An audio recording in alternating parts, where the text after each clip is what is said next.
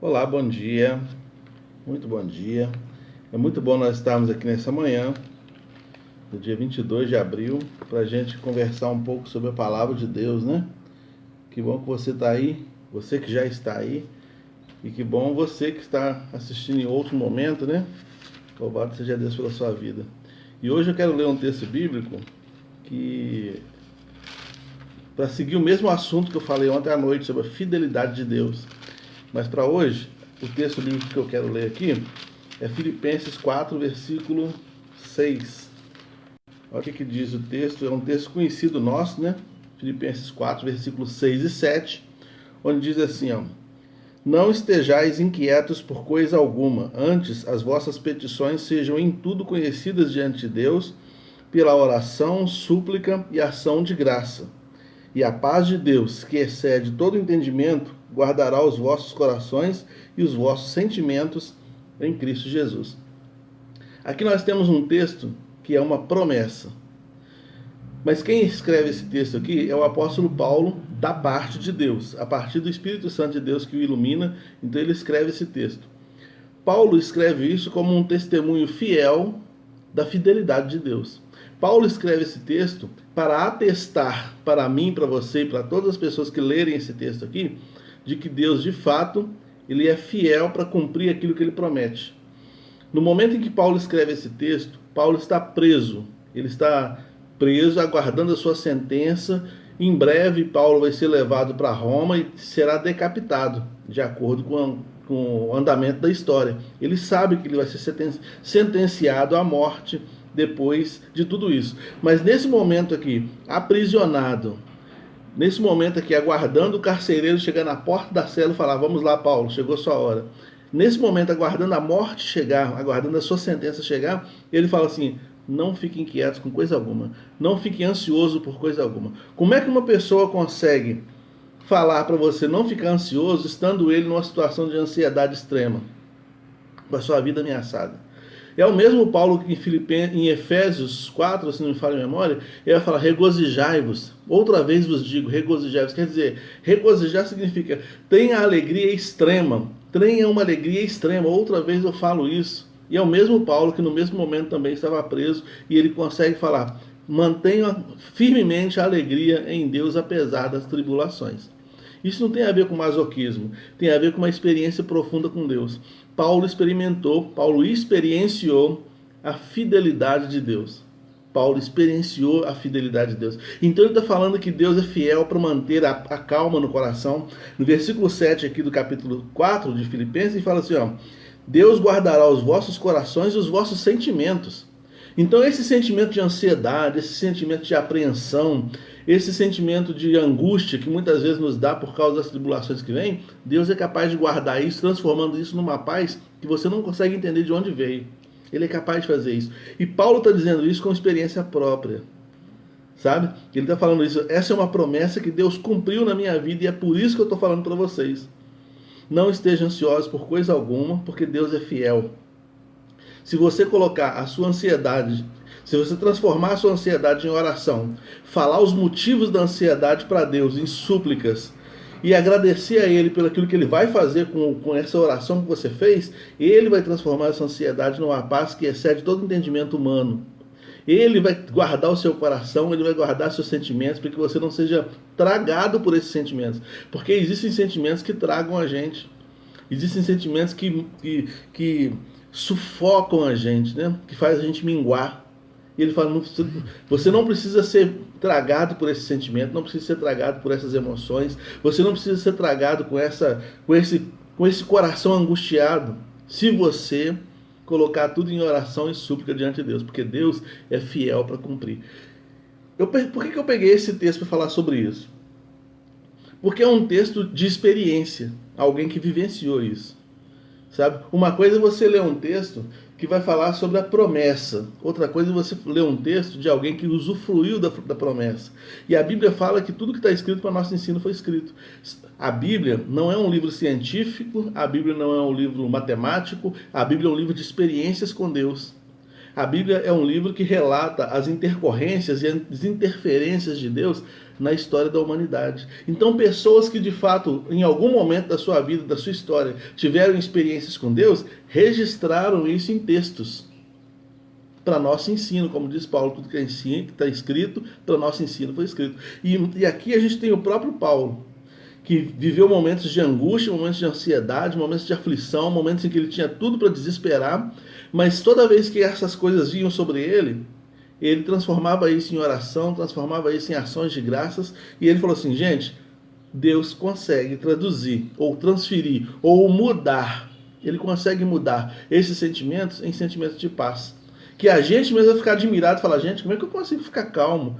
De repente você vai olhar para trás agora aí, faz essa experiência, olha para trás aí, em situações que você já viveu, situações angustiantes que você já viveu, e você não, hoje, você olhando para aquilo lá, você fala assim, gente, eu não sei como é que eu consegui manter a paz, manter a sanidade mental diante daquilo que eu vivi. Eu não sei como é que eu consegui isso, porque houve uma interferência de Deus, houve uma intervenção de Deus, houve um movimento de Deus para guardar seu sentimento, a sua emoção, sabe? E Paulo, passando por isso, ele fala, olha, Deus é fiel. Fidelidade é você zelar para cumprir um compromisso assumido. Isso é fidelidade. Se você assina um documento, por exemplo, para ser funcionário de uma empresa, você então está dizendo, eu vou ser fiel a essa empresa, eu vou dar a minha força de trabalho, vou vender a minha força de trabalho por tantos e tantos horários, você assim, assim, assim, você está assinando isso lá. Quando vai contrair um casamento, então você faz votos ali, votos de fidelidade. E aí, existe da nossa parte, da parte das pessoas que estão se contratando ali, que estão se como é que fala? Relacionando através desse contrato, existe da parte dessas pessoas a necessidade de fazer cumprir aquilo ali. Faça chuva, faça sol, eu vou trabalhar. Faça chuva, faça sol, eu vou ficar casado. Na alegria, na doença, eu vou ficar casado. Eu fiz esse voto de fidelidade, de ser o esposo, de ser a esposa. Eu fiz esse voto de fidelidade, de ser o patrão, de ser o funcionário. Eu fiz esse voto de fidelidade. Comprei essa casa, vou pagar essas prestações. Então é você zelar, olhar de perto, tomar conta para que aquela coisa se cumpra até o final do contrato, até o final do que está estabelecido. Deus é assim, fiel. Ele fala, eu zelo pela minha palavra para fazer cumprir. Eu faço força para que, aliás, Deus não precisa fazer força, né? Mas ele fala assim, eu tomo conta para cumprir tintim por tintim tudo aquilo que eu prometer. Então, o texto aqui faz uma promessa. Se você está passando por lutas, tribulações e ansiedade, coloque-se diante de Deus em oração e Deus vai te dar paz no lugar dessa ansiedade toda. Ele tá prometendo isso. Ele promete também prosperidade e bênçãos para aquele que é dizimista. Lá em Malaquias 3,10, inclusive, Deus é até, vamos dizer assim, entre aspas, né, ousado, quando ele fala assim, ó, tragam todos os dízimos à casa do tesouro para que haja mantimento na minha casa. Aí ele fala assim, depois façam prova comigo.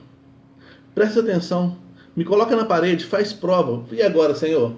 Vamos ver o que vai acontecer. Para ver se eu não vou abrir as janelas dos céus e derramar bênçãos sem medida sobre a vida de vocês. Vocês não teriam condições de guardar tanta bênção que vai vir sobre a vida de vocês. Façam prova. Eu sou fiel em cumprir aquilo que eu estou falando. E você que é dizimista fiel aí, já passou por essa experiência. Você é muito abençoado por Deus. Você passa por essa experiência de ver Deus te abençoando, desenrolando a sua vida, trazendo prosperidades e prosperidades e te abençoando de várias maneiras. Porque Deus é fiel, né? Deus é fiel. Então, ó, o que mais ele promete? Ele promete segurança, para aquele que crê na segurança dele. Ele promete amor, ele promete prosperidade, ele promete alegria, ele promete vitória, ele promete perdão, ele promete salvação. Deus promete, e ele não só promete, ele cumpre. E aí a gente vê, eu peguei aqui Filipenses 4, 6 e 7, onde Paulo ele passa pela experiência de ter a paz de Deus, que excede todo entendimento humano, ungindo a sua história, ungindo a sua vida, né? Qual tipo de experiência você já teve com Deus que você pode atestar que de fato Deus foi fiel contigo naquilo que ele disse que seria? E Deus ainda fala, a palavra ainda fala assim ainda, se formos infiéis, ele permanece fiel. E o versículo não termina aí, né? O versículo fala assim, se formos infiéis, ele permanece fiel, porque ele não pode negar-se a si mesmo. Deus não é fiel porque eu mereço a fidelidade dele, não. Ele é fiel porque ele prometeu. E na mensagem de ontem à noite, nós falamos sobre Ezequias, né? O rei Ezequias ganhou da parte de Deus mais 15 anos. E a promessa de Deus é que ele ia ter 15 anos abençoados. Ele erra, ele comete um erro diante de Deus, ele comete um pecado diante de Deus, logo depois da cura, porque ele estava muito alegre. Ainda assim, Deus fala, eu vou ter que punir esse erro do Ezequias. Mas eu prometi para ele que eu não vou dar 15 anos de tristeza para ele, eu não vou dar 15 anos com tribulação, falei que eu vou dar 15 anos de paz e tranquilidade. Então ele vai usufruir o resto da vida dele com tranquilidade e paz, e eu vou cobrar isso depois, da geração futura. Porque a Bíblia diz que Deus visita a maldade dos pais nos filhos até a terceira e quarta geração. Então, olhe bem, Deus não voltou atrás naquilo que ele falou. Da mesma forma, também nós falamos ontem sobre Judas, né? Jesus chamou Judas e Judas foi um dos que ouviu ali que seria abençoado por Deus, que iria ganhar almas, que iria salvar pessoas. Judas foi um dos que ouviu isso, né? Aquela palavra não foi dita só para Pedro, falei de você pescador de homens, não foi dito que não foi dito só para o Pedro ou para João, foi dito para todos os apóstolos. Judas era um deles e Jesus amou-os até o final, inclusive o Judas.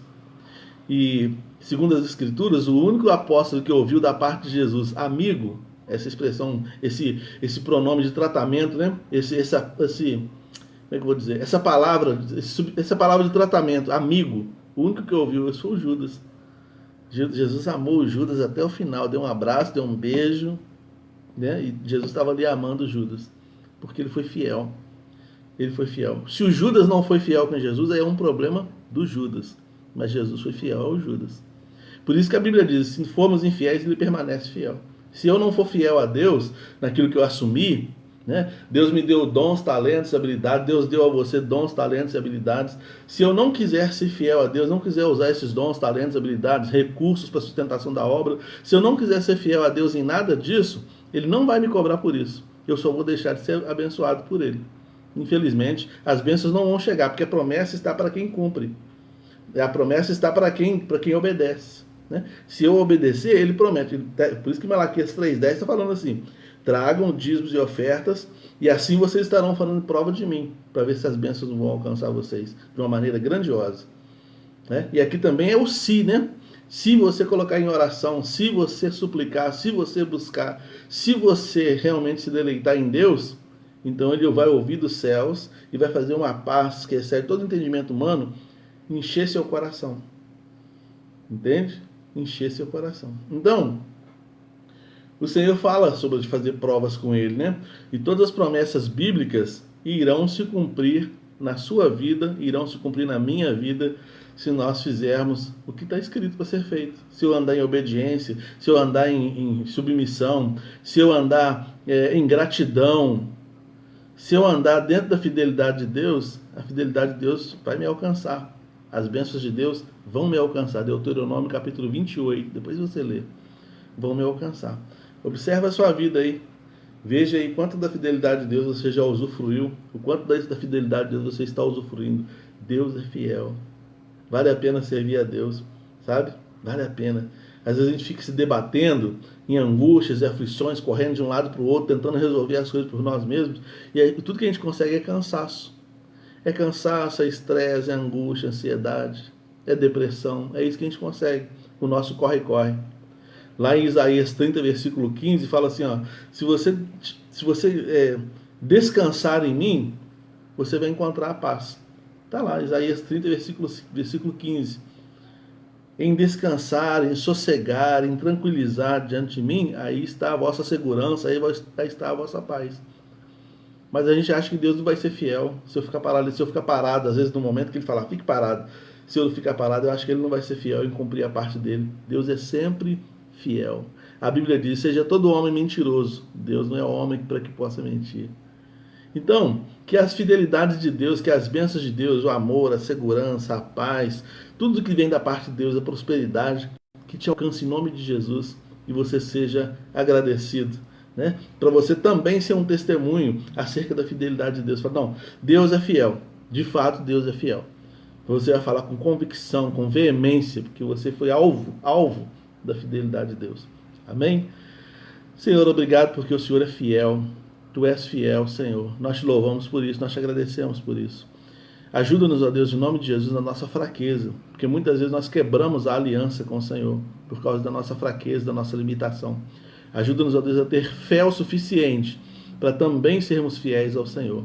Em nome de Jesus, com perdão dos nossos pecados. Amém. José Antônio, meu sogro, irmã Ana Machado, Adriana, Flávia e todos os demais aí, Deus abençoe, que a fidelidade de Deus alcance a sua vida com toda a sorte de bênçãos. Em nome de Jesus.